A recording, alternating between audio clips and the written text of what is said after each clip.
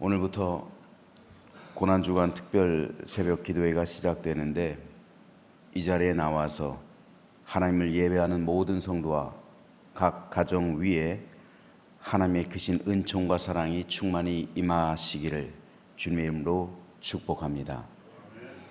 어제는 종려 주일이었습니다. 주님께서 예루살렘으로 입성하신 날을 기념하는 날이었습니다. 그리고 오늘 주님은 하나님의 성전에서 성전 정화 작업을 행하셨습니다. 예수님께서 예루살렘 성으로 입성하신 후에 하나님 나라의 왕으로서 가장 먼저 행하신 일이 하나님의 성전을 깨끗하게 정화하신 작업이었습니다. 주님은 하나님을 예배하는 거룩한 장소였던 성전이 타락해 있는 것을 참으실 수 없었던 겁니다. 그래서 주님은 성전 안에서 매매하는 자들을 내쫓으시며 돈 바꾸는 자들의 상과 비둘기 파는 자들의 의자를 둘러 엎으셨습니다. 그러면서 내 집은 만민이 기도하는 집이라 칭함받아야 하는데 너희는 강도의 소굴을 만들었다 책망하셨습니다. 하나님의 교회는 하나님을 예배하는 장소입니다. 그리고 예배의 중심은 사귐입니다. 즉 위로는 하나님과의 코이노니아, 그리고 아래로는 사람들과의 코이노니아가 이루어져야 하는 곳이 교회이고 성전이고, 그리고 그 예배가 참된 예배입니다. 그 가운데 사랑을 누려야 하고 화목이 있어야 하고 기쁨이 충만해야 하는 것이 예배의 본질입니다. 그러나 지금 유대인들이 드리는 예배는 일방적인 것이었습니다. 주님 보실 땐 이건 참된 예배가 아니라 예배의 형식만을 지키는 것이었습니다.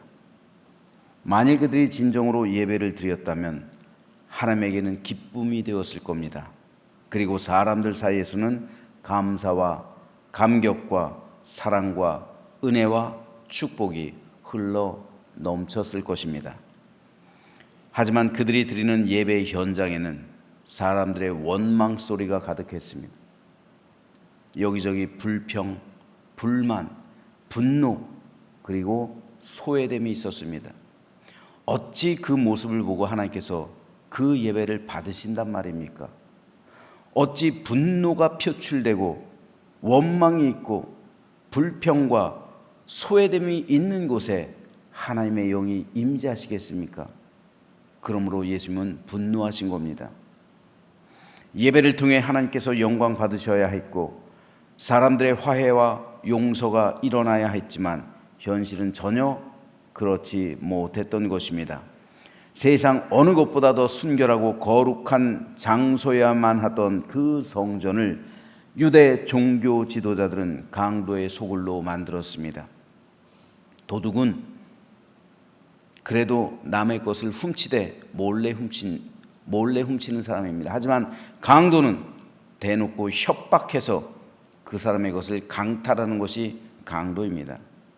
소굴이란 그 강도들이 머무르는 은밀한 장소를 일컫는 말입니다. 주님은 하나님의 성전이 이런 강도들이 들끓는 처소가 되었다 한탄하시는 겁니다. 세계 곳곳에 흩어져 있었던 유대인들, 그리고 유대교로 개종했던 이방인들은 유월절 제물을 성전에서 사야만 했습니다. 희생 제물을 가지고 그 먼 곳에서부터 올 수도 없었을 뿐 아니라 그 제물을 가지고 올 수도 없었을 뿐 아니라 가지고 왔다 한들 제사장들이 이것이 제사에 부합하지 않다, 흠이 있다라고 판별해버리면 그것은 희생제물로 쓸 수도 없었습니다. 그래서 그곳에서 파는 제물을 다시 사야 했습니다. 그래서 성전들은 희생제물을 사고 파는 사람들로 넘쳐나게 되었습니다. 기록에 의하면 하루에 약 3만 마리의 희생제물이 드려졌다고 합니다. 그렇다면 하루에 3만 마리의 짐승이 매매가 되었다는 말이에요. 또 환전상들이 거기 있었습니다. 성전에 들어가기 위해선 모든 남자는 반드시 반세겔을 입장료로 내야 됐어요. 성전세로요. 성전에 입장하는 요금입니다. 반세겔이 오늘날 우리나라의 화폐 가치로 약 15만 원이에요. 15만 원을 입장료로 내야 됐단 말입니다. 성전에 입장하는. 그런데 이 성전세에 적합한 화폐는 성전세겔이에요. 또한 희생제물로 드릴 이 짐승을 사기 위해서도 그들은 유대의 동전 이 세겔만을 허용했어요. 그러니까 하나님의 성전, 그 성전에서만 통용되는 이 세겔, 그 세겔을 환전해야만 했던 겁니다. 그래서 각국에서 왔던 모든 사람들은 자신들이 가져온 돈을 성전 세겔로 환전해야만 했습니다. 기록에 의하면 환전세로 가장 싼 곳은 2.1%, 그리고 많은 곳은 4.2% 정도를 부과했다고 합니다. 여러분 4%면요 100만 원을 환전하면 4만 원을 환전세로 내야 되는 거예요. 하지만 원래부터 성전의 시장이 형성된 게 아니에요.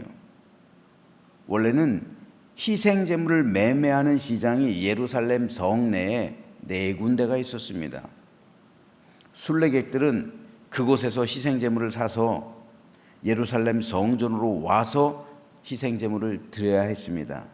하지만 대제사장 가야바가 자신의 지위를 이용해서 4군데의 시장을 다 폐쇄해버립니다. 그리고 성전 뜰 안에서만 모든 희생제물을 매매하도록 강제했던 거예요. 그러니까 이 성전이 난전이 된 거예요. 지도를 하나 보시죠. 지금 보시는 이 정면 맨 아래에 있는 것이 그 소경이 구걸을 했던 곳이에요. 그래서 베드로와 요한이 일으켜 세웠던 곳, 미문이라는 곳이 저곳입니다. 저곳 안에 들어가야 저게 진짜 성전 아니에요. 그리고 양 옆으로 있는 큰 뜰, 여기가 바로 이방인의 뜰이에요. 성전 양 옆으로 있는 큰 뜰이 이방인의 뜰인데, 이방인의 뜰이란 유대교로 개종을 하기는 했는데 아직 할례를 받지 못했어요. 그래서 정식 유대교인으로 인정받지 못한 사람들이 하나님을 예배하는 장소예요. 정식 유대교인으로 인정받으면 저 미문을 들어갈 수가 있는 거예요. 유대인들처럼 똑같이. 그런데 그렇지 못한 사람들은 저 넓은 이방인의 뜰에서 하나님을 예배해야만 했습니다. 성경에서는 이런 사람들을 가리켜 경건한 이방인이라고 말해요. 그런데 저 미문 안으로 들어가지 못하는 사람들이 또 있었어요. 장애인들. 그렇죠? 그래서 베드로와 요한이 이 미문에서 앉아 구걸하던 사람을 일으키잖아요.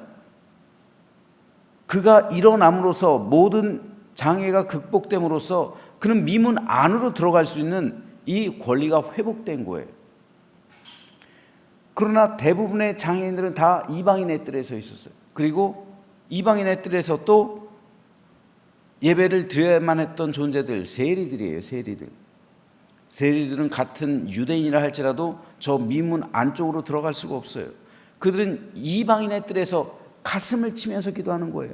그래서 예수님이 가슴을 치며 기도하는 저 세리가 미문 안에 들어가서 두 팔 벌리고 기도하는 바리새인들의 기도보다 그 기도를 하나님께서 들으신 것이 아니라 이 세리의 기도를 들으셨다고 말씀하신 거예요. 그러므로 이 이방인의 뜰이란 소외된 사람들의 뜰이에요. 그들이 와서 하나님을 만나는 곳입니다. 만민이 와서 기도하는 장소예요. 그런데 이 기도하는 장소를 넓잖아요. 난전으로 만들어버린 거예요. 여기에 양의 울음소리, 소들, 그리고 비둘기 파는 사람들, 그리고 환정상들이 다 자리를 잡고 있는 거예요. 그렇다면 왜 대제사장은 이런 짓을 벌였을까요? 한마디로 돈 때문이에요. 당시 대제사장들은 임명직이에요. 그러니까 정치 라인을 통해서 거금의 자금을 주고 대제사장직을 획득하는 거예요. 그러니까 자기가 임명된 기간이 있어요. 2년이면 2년, 4년이면 4년, 그 기간이 있습니다. 그 기간 안에 자기가 정치 헌금으로 낸 그 돈을 회수해야 해요. 그렇죠? 그래서 생각해낸 게 예루살렘 시내에 있던 모든 그 매매하는 장소를 다 폐쇄해버리고 여기서만 매매하는 짐승으로 하나님께 제사 드리겠다라고 하니까 다 그 시장들이 폐쇄가 돼버리고 이곳에서 각종 짐승들 매매하는 거예요. 환전상 말할 것도 없이요. 그리고 그들에게 권리금 받는 거예요. 그러니까 대제사장에게 또 권리금을 바치려니까 세금이 더 매매가가 높아질 수밖에 없을 거 아니에요. 다 소비자들에게 전가시키는 거잖아요, 그게. 그리고 그것을 대제사장들이라고 나와 이때는 대제사장은 한 명이어야 되는데 몇 명이라는 말이에요. 살아 있으니까 몇 명의 대제사장들이 있는 거예요. 임명직이니까요. 임명이 끝난 사람도 그냥 대제사장이에요. 그러니까 그 사람들이 다 제사장들하고 헤롯 당원들하고 그 돈을 나눠 먹는 거예요. 그러니까 절기는 이들에게 있어서는 돈의 축제가 되는 거예요. 그죠? 얼마나 많은 돈이 오고 가겠어요. 더군다나 오늘 보면 12절에는 비둘기 파는 자들도 언급되잖아요. 비둘기는 가난해가지고 양들을 바칠 수 없는 그런 형편에 있는 가난한 사람들이 사용하는 그런 희생제물이에요. 예수님도 비둘기를 바쳤잖아요. 예수님 어렸을 적에. 그만큼 가난했다는 거예요. 예수님의 집안도. 그런데 이런 가난한 사람까지도 수탈 대상이 된 거예요. 이 사실에 주님은 분노하시는 겁니다. 이에 예수님께서는 성전 안에서 매매하는 자들 내쫓으세요. 돈 바꾸는 자들의 상을 뒤엎으십니다. 이것은 사실상 대제사장의 권위에 대한 도전이에요. 정확하게는요, 왕으로 오신 예수님께서 대제사장의 직분을 폐위하신 사건입니다. 이러한 성전이라면 폐쇄되는 것이 마땅하지 않을까요? 이렇게 하나님의 영광을 가리고 하나님의 뜻에 합당하지 않은 성전이라면 하나님께서 그 옛날 솔로몬 성전을 무너뜨리신 것처럼 이 헤롯 성전 또한 무너뜨리시는 게 마땅하지 않을까요? 그래서 예수님은 이 성전이 예루살렘 성이 돌 위에 돌 하나도 남지 않고 다 무너질 것이다 선언하셨던 겁니다. 성전의 주인은 예수님입니다. 그러므로 대제사장을 비롯한 성전을 섬기는 모든 사람 다 주님의 종들일 수밖에 없는 거예요. 그런데 이러한 종들이 자기 이익에 돈에 눈이 멀어서 주인의 거룩한 성전을 더럽힌다면 그 종은 당연히 모든 권리를 박탈당하고 주인으로부터 징계를 받아야만 하는 겁니다. 내 집은 모든 사람들에게 기도하는 집이라 불려져야 하는데 너희가 강도의 소굴로 만들어버려서 하나님의 집을 마치 강도들이 포로들 잡아서 그들의 모든 물품을 빼앗듯이 폭력과 억압과 굴종과 원망과 분노로 가득한 곳으로 만들었다는 겁니다. 하나님의 집은 기도하는 집입니다. 하나님의 집은 사람과 사람이 만나는 집입니다. 하나님의 집은 하나님과 사람이 소통하는 집입니다. 기도하는 집은 하늘과 땅이 연결된 집입니다. 기도하는 집은 이 세상에 있지만 하늘에 속한 집입니다. 그러므로 기도하는 집에서는 하나님과의 만남이 있어야 되고 사람과의 사랑과 화해와 용서와 은혜와 사랑과 축복이 넘쳐야 합니다. 하지만 이 거룩한 하나님의 집을, 그 기도하는 집을 그들은 돈이라는 우상의 터전으로 만들어 버렸던 겁니다. 그래서 주님은 성전 정화 작업을 하셨습니다. 나아가 그럼에도 불구하고 정화되지 않은 그 성전을 하나님께서는 무너뜨리셨던 겁니다. 그러므로 이 성전 정화 작업은 오늘날에도 여전히 중요합니다. 하나님의 교회는 늘 개혁해야 돼요. 늘 깨끗해져야 됩니다. 늘 순결함을 잃지 말아야 합니다. 교회가 깨끗하게 되어 있을 때 하나님의 영은 우리 가운데 임하시기 때문입니다.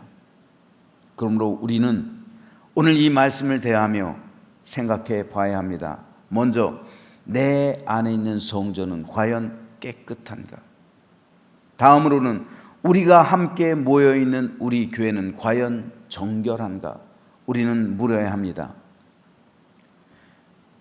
그래서 우리 안에 있는 성전, 그리고 우리가 모여있는 하나님의 교회가 깨끗하고 순결하고 순수하고 정결할 때, 그때 비로소 하나님의 은혜와 평강이 우리에게 임하고 우리는 서로 사랑하고 서로 기쁨과 축복의 공동체가 될 수 있음을 우리는 믿어야 합니다.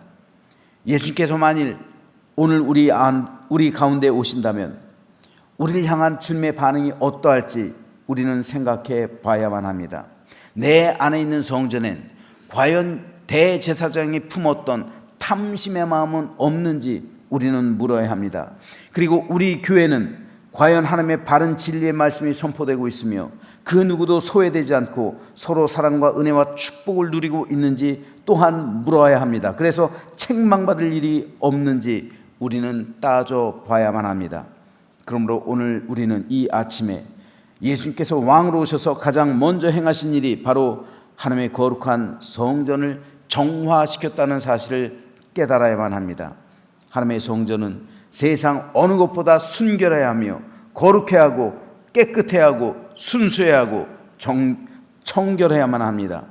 그러므로 오늘 우리는 하나님의 거룩한 교회가 과연 진실하고 순수하고 순결하고 깨끗한지를 깨달아서 하나님 보시기에 아름답고 합당하며 진실하고 순수하고 순결하고 정결한 교회, 내 안에 있는 교회, 그리고 우리가 함께 모여있는 이 교회를 정화하는 오늘 아침 되시기를 주님의 이름으로 축원합니다.